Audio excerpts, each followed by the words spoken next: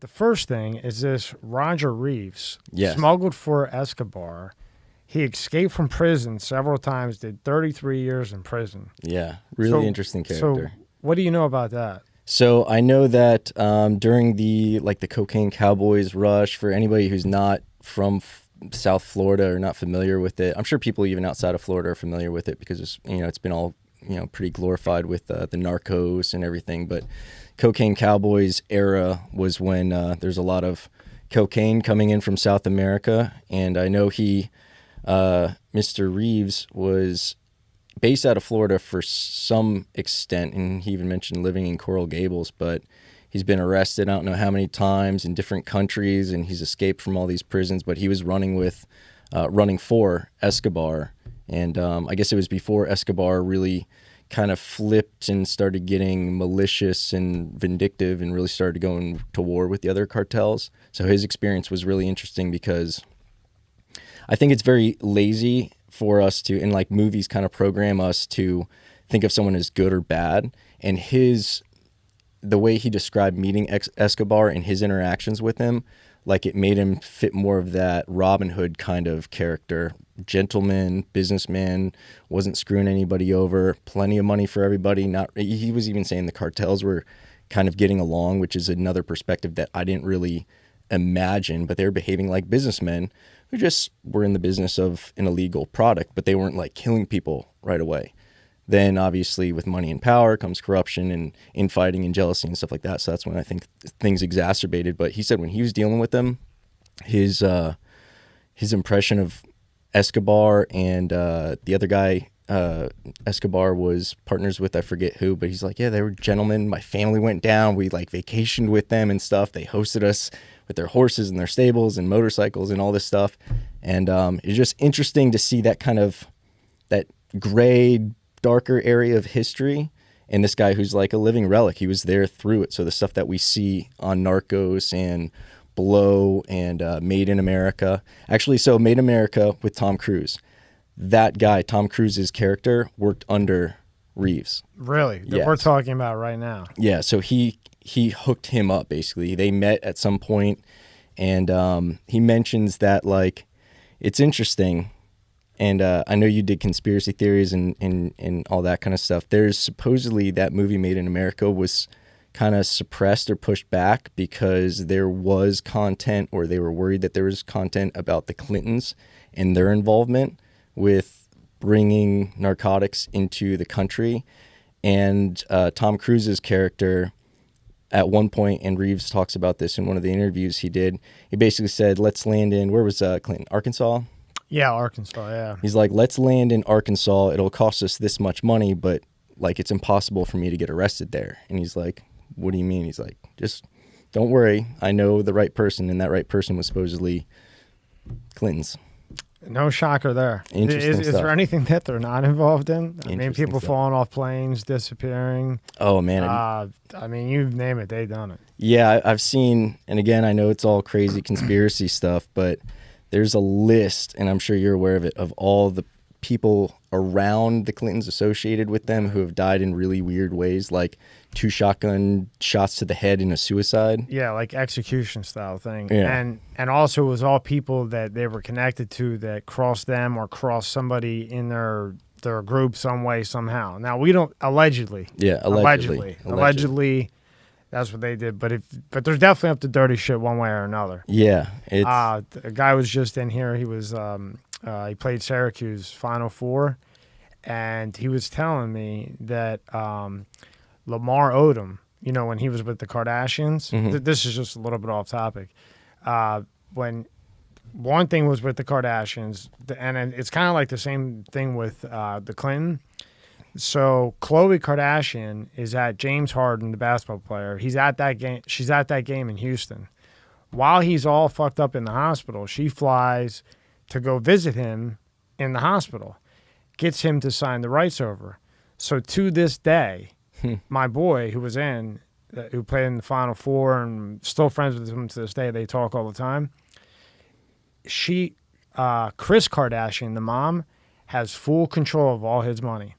So he goes, we pulled it up, if whoever didn't watch it, it's Terry.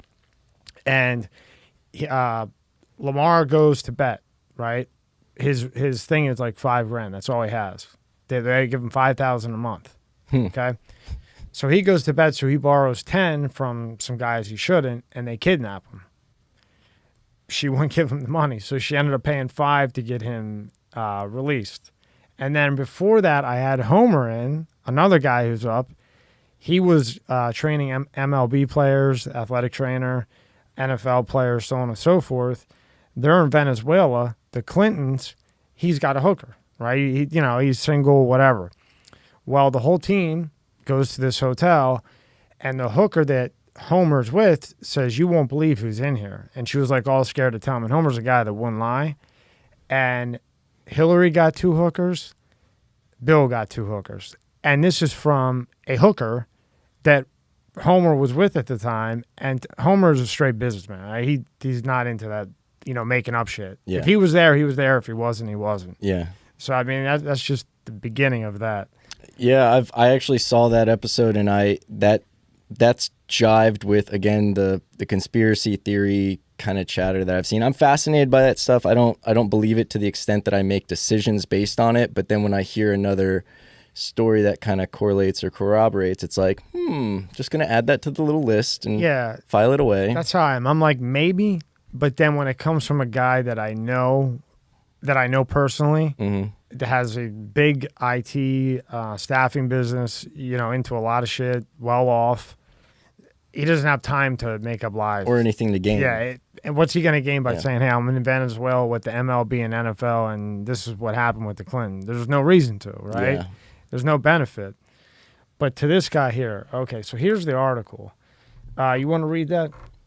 Yeah, Roger Reeves revealed the close calls, suitcases of cash and prison cell torture involved in working with Pablo Escobar, but admitted he would take it back to swap his years in jail. Yeah, he did a total of 33 years, and of course, it's the wisdom that only those who have experienced it will really believe, and it just kind of falls on deaf ears. But he says, despite having money and being able to buy whatever I wanted, what I lost wasn't worth it. And that's one of those things that, you always expect. But 33 years, man. 33 years. One of the most prolific drug smugglers of all time has opened up on his extraordinary life from working with Pablo Escobar to the horrific torture he was subject to in Mexican prison. Did you know that? He did mention being tortured in one of the prisons that he was in, and he was in definitely in the presence of some serious dudes. Yeah. And this was just a guy who, flew a plane, and then you get wrapped up in this kind of stuff. And it's like, going in through the shallow end, you just get deeper and deeper and deeper, and then you realize. Right there it says he flew 100 flights from Colombia, Mexico, over the U.S. border to Miami to smuggle cocaine, earning him tens of millions of dollars. But the drug mule's actions came out at a devastating cost, spending 33 years behind bars in 26 prisons. Damn. Holy hell. Yeah, he was talking about being arrested. He was in prison in Spain. Right there, right? Yeah. Wow. Yeah. I don't know where he's living now. I know he was in Coral Gables at some point. He mentioned that. He'd be an awesome interview for you, I'm sure. Kind of goes along with a lot of the interesting stories. Now, is he out now? He is out. Yeah, he just did he did a interview with Lex Friedman. That's where I saw him. I think that was within the last month or so. Yeah, Lex is blowing up pretty big. Yeah. Smart guy. Yeah. Very interesting. He's like, I really like Rogan's style, and I also like Lex's style, where they're completely different. Lex is very like analytical. The guy's got a PhD, and he's like this wunderkind where he's always learning stuff. So he's got all of his questions, he's got evidence and all this stuff, where then Rogan is kind of just, Rogan's less of an interview, more of a conversation. It's like they forget there's an audience, whereas Lex is like to the point. He's like, that brings me to my next question. But he has very good questions. And both Rogan organically gets to these really good questions, which is really, it's like an art form, how good he is with his conversations. But I still respect the way Lex does that thorough research, and he has it all down. But yeah, the stuff that he was getting into, particularly with that episode, like it was interesting. He was talking about like the kind of lucky ways he got out of prison. Like one of them was because he noticed like while he was coming into the prison, there were some sections of the wall that were being repaired because they were putting in a bigger wall. So he knew, okay, if I could get to this point, I know I could get out. Now I just got to figure out how to get to that point. And clever stuff where instead of climbing down into the yard, he went up onto the roof, and they would assume he went down into the yard, but in reality, he really, really cool and just chance instances. I think he got out of prison 5 times. Yeah, I mean, once is hard as hell. Yeah. And I would assume this was a federal case. I mean, I don't know, but... Yeah, he was... Some of it, I know they were preparing to extradite him back to the States, and so it was like international notoriety that he was showing up on. The best article that we found that we pulled up, that was from the UK. Yeah. And that was more of... The other ones that I saw were like, it wasn't all there, but that kind of pretty much said in 3 paragraphs what the deal was, right? Yeah.